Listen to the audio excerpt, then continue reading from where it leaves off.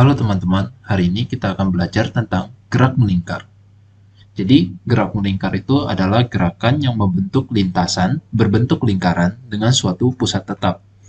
Di sini di gambar ini kita bisa lihat pusatnya itu saya gambar dengan huruf O, terus ada sebuah jari-jari yaitu R, lalu bendanya adalah segitiga merah ini.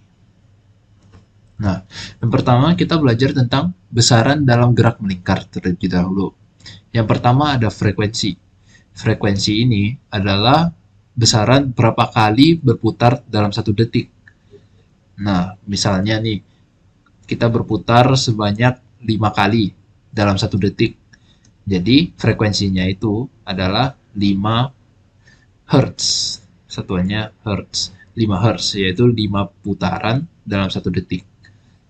Nah, rumusnya adalah F frekuensi sama dengan N per T. N itu jumlah putaran, T itu waktu tempuh dalam detik. Yang kedua adalah periode, atau biasa ditulis dengan huruf T besar. Besaran ini menyatakan berapa lama waktu untuk berputar satu kali. Rumus umumnya adalah T besar periode itu sama dengan T kecil per N. Bisa diperhatikan juga bahwa periode ini adalah kebalikan dari frekuensi, maka bisa ditulis sebagai 1/f. Dan periode ini satuannya adalah dalam detik. Yang ketiga ada kecepatan sudut atau biasa ditulis dengan huruf omega. Kecepatan sudut ini menyatakan berapa sudut yang ditempuh dalam satu detik. Jadi rumusnya adalah omega sama dengan 2pi dikali frekuensi. Nah, omega ini, kecepatan sudut, memiliki satuan radian per detik. Radian ini adalah besaran sudut, dan detik ini adalah besaran waktu. Maka bisa dibilang kecepatan sudut ini adalah menyatakan berapa sudut yang ditempuh dalam satu detik. Yang keempat ada besar sudut, yang biasa ditulis dalam notasi theta, dan yang kelima ada jari-jari atau R, biasa ditulis dengan R besar. Ini adalah jarak lintasan lingkaran ke pusat. Lalu ada notes tambahan bahwa satu putaran itu adalah 360 derajat atau sama dengan 2pi radians. 1 rpm atau 1 revolution per minute itu sama dengan 1 putaran per menit atau sama dengan 1/60 Hz. Lalu sebenarnya dalam gerak melingkar ini ada kesamaan dengan gerak lurus atau yang linear. Yang pertama itu pada perpindahannya, yang bagian lurus itu ditulis dengan S jarak atau ditulis dalam meter. Sedangkan untuk melingkar, perpindahannya itu ditulis dalam theta, radians, dalam besaran sudut. Untuk kecepatan, biasakan kita pakainya V untuk kecepatan dalam meter per detik. Sedangkan pada sistem melingkar, kita menggunakan omega dengan satuan radians per detik. Pada percepatan, di bagian lurus itu kita biasa tulisnya dengan A, atau meter per second kuadrat, atau meter per detik kuadrat. Sedangkan pada sistem melingkar, kita pakainya alfa, dalam satuan radian per detik kuadrat. Hubungan-hubungannya sebenarnya cukup simpel, yaitu dari lurus yang linear, itu sama dengan yang melingkar dikali jari-jarinya, jari-jari lintasan lingkarannya. Itu berlaku untuk setiap besarannya. Selanjutnya ada percepatan dan gaya sentripetal. Yang pertama, percepatan sentripetal. Percepatan sentripetal ini ditulis dengan ASP. Bisa ditulis dengan V kuadrat per R atau sama dengan omega kuadrat dikali R. Nah, percepatan sentripetal ini memiliki satuan radian per detik kuadrat. Gaya sentripetal ini bentuknya sama dengan hukum Newton kedua yang berbentuk F sama dengan M kali A. Jadi F sentripetal sama dengan massa dikali percepatan sentripetal ASP. Yaitu bisa ditulis menjadi massa kali V kuadrat per R sama dengan M kali omega kuadrat kali R. Nah, ASP dan FSP ini memiliki arah menuju inti lingkarannya. Seperti itu. Lalu ada gerak melingkar peraturan. gerak melingkar beraturan ini ada percepatan sentripetal, tetapi tidak ada percepatan tangensial.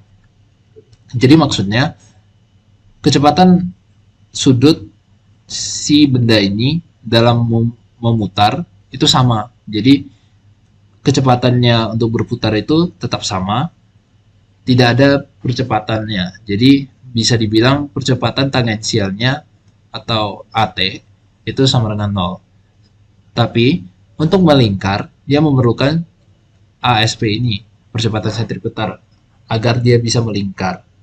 Tetapi percepatan tangensialnya itu tetap 0. Sehingga benda ini akan bergerak melingkar beraturan tanpa dipercepat. Nah, lalu ada hubungan roda-roda. Ada 3 hubungan roda-roda, yaitu sepusat, bersinggungan, dan dihubungkan dengan sabuk. Jadi, yang sepusat ini bisa dibayangkan 2 buah piringan yang menempel bersama-sama. Ketika satu berputar, maka yang ini juga ikut berputar dengan kecepatan yang sama. Maka ditulis untuk sepusat omega 1 itu sama dengan omega 2. Jadi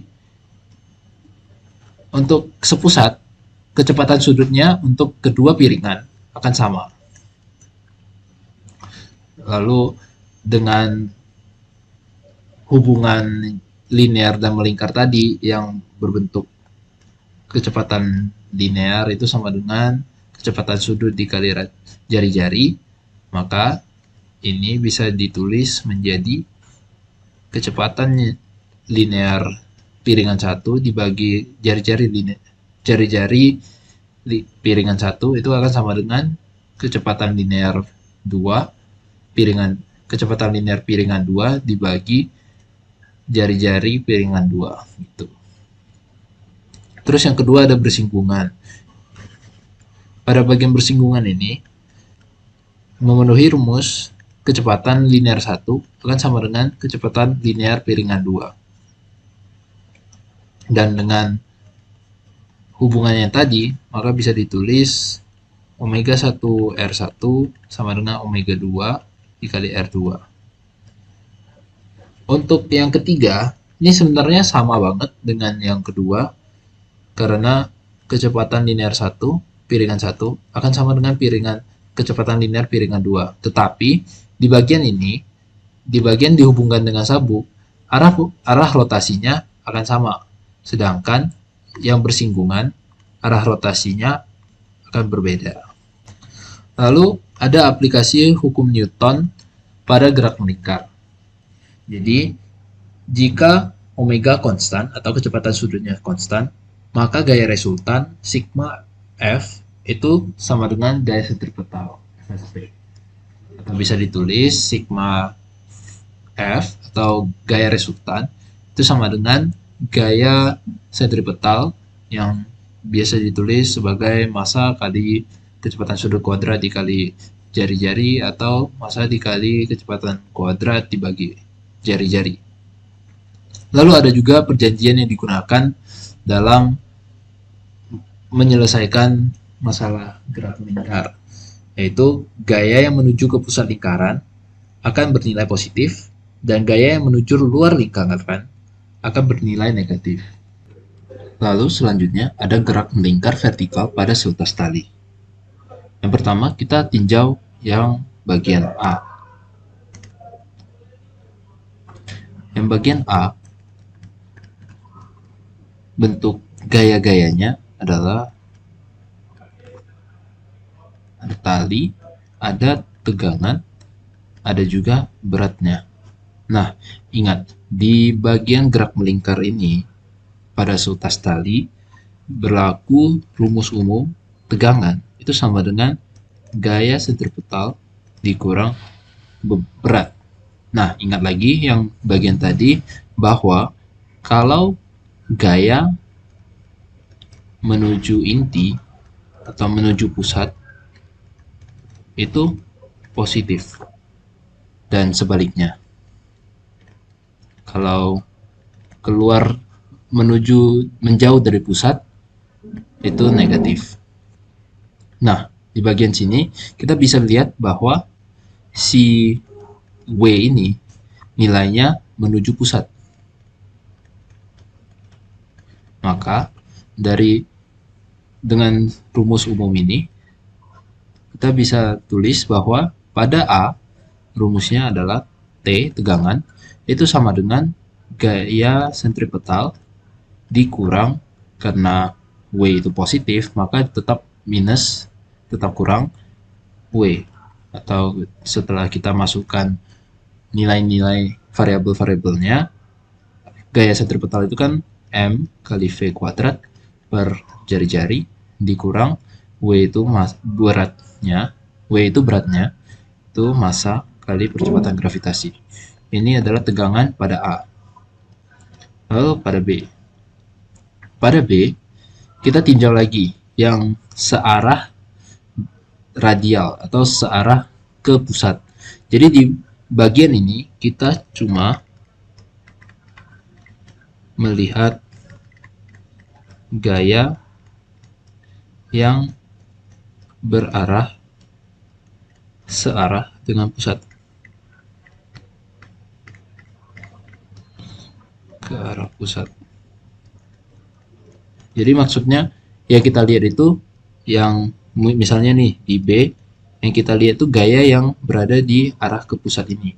Kalau yang di A tadi kita lihatnya yang arah ke pusat. Nah, yang B ini yang ke arah ke pusat itu cuman ada gaya tegangan dan juga gaya sentripetal kan. Jadi di B ini si berat ini nggak mempengaruhi tegangan tali. Maka dari itu T dapat ditulis sebagai tegangan sama dengan FSP gini. Jadi tegangan pada titik B itu sama dengan massa kali kecepatan kuadrat per R. Lalu di titik C. Di titik C ini ada tegangan, ada gaya sentripetal, dan juga ada berat. Nah, kita gunakan lagi persamaan umum tadi yang ini. Bahwa T sama dengan gaya sentripetal dikurang berat. Nah, di bagian ini berat itu kan berlawanan arah dengan inti ya. Ini kan berlawanan arah dengan inti. Oleh karena itu W-nya bernilai negatif. Karena W-nya bernilai negatif, maka pada bagian C ini dapat ditulis gaya sentripetal ditambah gaya berat. Karena W ini bernilai negatif. Maka tegangan pada C itu adalah massa kali kelajuan kuadrat per R ditambah massa kali gravitasi. Bagian D. Di sini kita tinjau dulu. Kita pecahkan si berat ini ke dalam bagian cosinus dan bagian sinusnya. Nah, lalu kita cari nih yang searah dengan ke arah intinya, yaitu yang cosinus, karena dia searah ke inti. Nah, di ini maka rumusnya kita gunakan lagi yang rumus umum tadi, T sama dengan FSP dikurang W, dan W ini kan ke arah berlawanan inti. Jadi W cos theta ini bernilai negatif. Maka tegangan di D itu sama dengan FSP seperti biasa MV kuadrat per R dikurang, karena W ini bernilai negatif maka ini menjadi tambah W kali cos theta, atau W ini bisa ditulis JM kali G. Terus di bagian E juga sama, ada beratnya, lalu kita pecahkan ke komponen sinus dan komponen kosinusnya.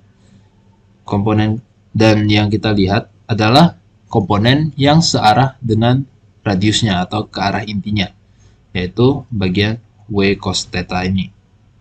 Nah, kita gunakan lagi rumus umum tadi, T sama dengan FSP kurang W.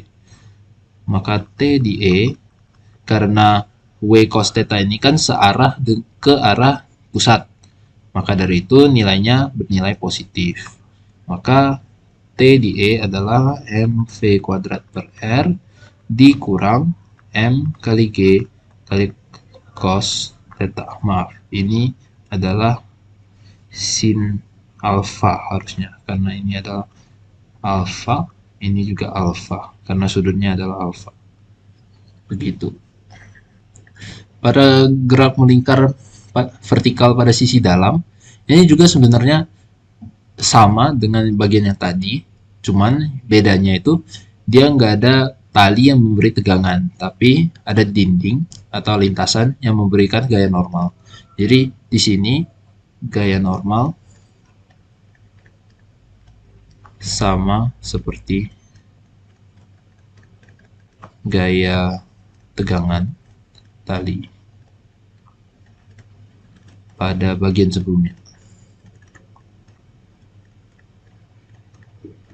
Lalu, perhatikan bahwa ketika di titik A, agar bola tidak jatuh, maka gaya normal pada A harus 0.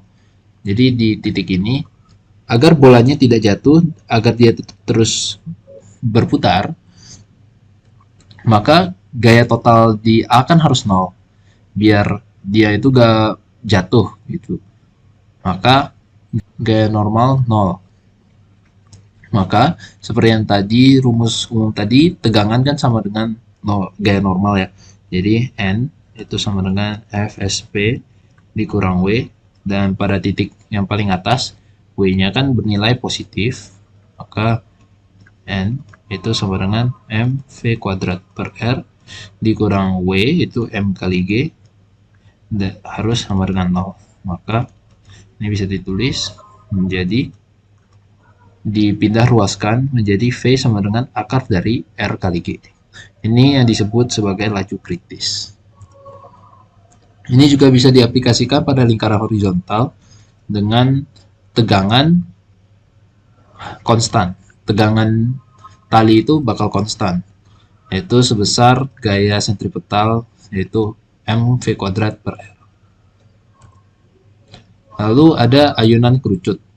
Ayunan kerucut ini kita bisa cari tegangannya dengan membagi tegangannya ke komponen kosinus dan komponen sinusnya.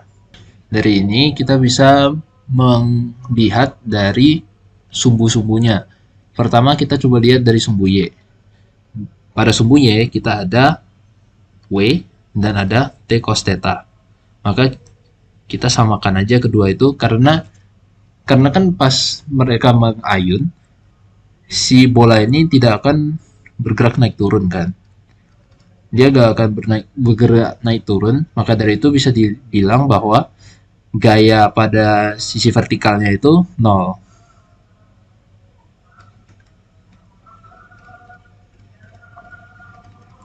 Karena si bola ini gak bakal bergerak naik turun.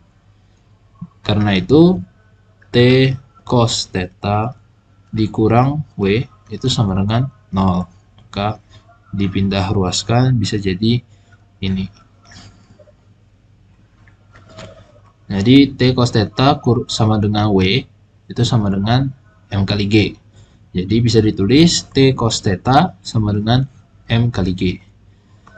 Lalu kita tinjau lagi gaya pada sumbu X. Nah, gaya pada sumbu X ada T sin theta dan juga ada gaya sentripetal.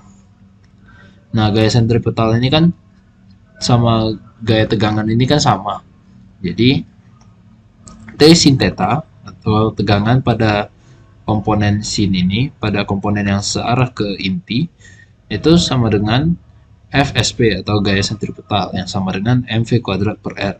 Atau ditulis ulang bisa menjadi T sin theta sama dengan mv kuadrat per R. Nah, sekarang kita mau cari nih sudutnya. Untuk cari sudutnya, kita bisa mencari dengan melakukan pembagian persamaan sumbu X dan sumbu Y tadi. Jadi, persamaan ini dibagi. Jadi, T sin theta per T cos theta sama dengan mv kuadrat per R per M kali G. Nah, dari ini T dicoret, T dicoret, M dicoret, M dicoret, sin dibagi cos menjadi tangan, V kuadrat per G kali R. Atau untuk mencari sudutnya, maka tan inverse V kuadrat per G kali R. Lalu ada belokan pada jalan miring dan licin. Yang pertama, kita bisa mengurai gaya normal ini menjadi komponen kosinus dan komponen sinusnya. Nah, pada sumbu X, misalkan ini sumbu X, ini sumbu Y. Nah, pada sumbu X, ada n sin alfa yang sama dengan gaya sentripetalnya. Karena kan dia berputar mengelilingi ini, jadi dia bakal bergerak seperti ini. Nah, gaya sentripetalnya ke arah inti, yaitu ke arah sini, yaitu n sin alfa. Nah, n sin alfa ini sama dengan gaya sentripetal. Nah, bisa ditulis n sin alfa sama dengan mv kuadrat per r. Pada sumbu Y, ada n cos theta dan W. Dan mereka saling berlawanan. Nah, di bagian sini kan si mobil ini tidak akan bergerak pada arah vertikal. Dia gak akan bergerak ke arah vertikal, maka total gaya pada arah vertikal ini sama dengan 0. Jadi, n cos alpha ditambah negatif W. Negatif W karena W-nya itu kan berlawanan arah dengan n cos theta ya. Ini total gayanya itu di vertikal 0. Maka bisa ditulis kembali menjadi n cos theta sama dengan W. Atau bisa ditulis juga n cos alpha, alpha sama dengan M kali G. Lalu kita bagi lagi persamaan X dengan persamaan Y. Dan didapatkan n hilang, jadi sin per cos tangen sama dengan V kuadrat per G kali R. Jika alpha sama dengan 0 atau belokan datar dengan lintasan kasar, maka laju minimumnya sama dengan akar dari koefisien gaya gesek statis selintasan dikali G dikali R. V minimum ini adalah yang ini, yang laju kritis tadi. Laju kritis ini adalah laju minimum agar si mobil ini atau benda tadi tidak melorot turun. Lalu pada belokan miring dan licin, laju minimum yang berlaku adalah sama dengan akar dari G kali R kali tangen theta. Theta ini adalah sudut kemiringan lintasan. Nah, untuk belokan miring dan kasar, laju minimumnya atau laju kritisnya itu sama dengan akar G kali R dalam kurung koefisien gaya gesek statis ditambah tangen theta dibagi 1 kurang koefisien gaya gesek statis dikali tangen theta. Dan theta ini adalah sudut kemiringan lintasan juga.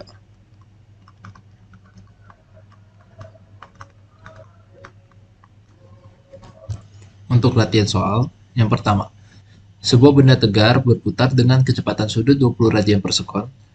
Kecepatan linear suatu titik pada benda tersebut yang berjarak 50 cm dari sumbu putar adalah berapa?